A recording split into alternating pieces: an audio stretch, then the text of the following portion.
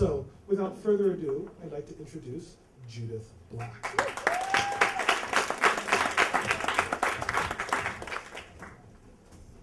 Happy spring, you guys. This thing has a life of its own.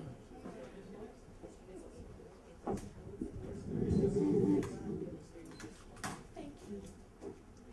It's gorgeous out. A woman in a lovely business suit, dark blue, patent leather matching shoes and hose, sat in the airport waiting room, and she kept her eyes glued straight ahead because there was a crazy woman there with her.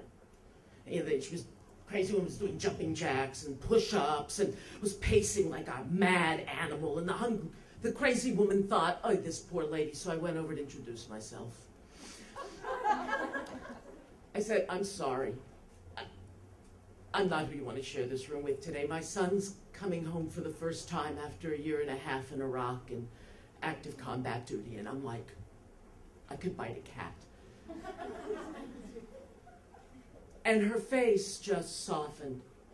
And she said, oh, honey, my father was full-time Army. I think I know a little bit about how you feel. And sitting there waiting for him to get off the plane, I used to work at the Mission in Boston. And people called these guys bums and homeless. They called them drunks. But what they were at the Pine Street Inn was the garbage barrel of World War II. You know, they were guys, and I love the words they use, you know, post-traumatic stress syndrome. That's the modern word.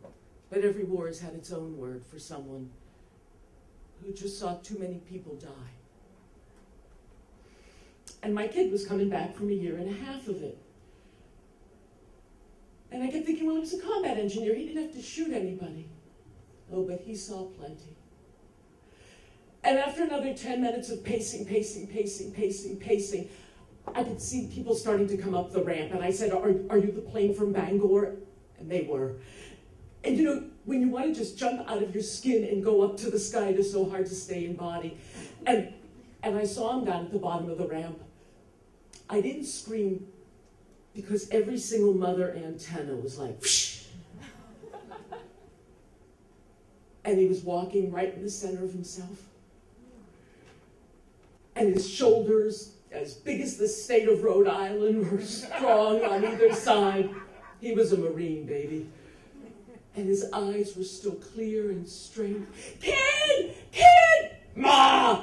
And I think I leapt into his arms, and we started laughing and talking, and he had his arm around me. We were walking back, and I went to wave goodbye to the woman. And there were tears pouring down her cheeks. And I wanted to say, look, he's okay.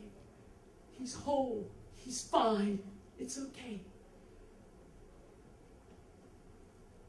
For now.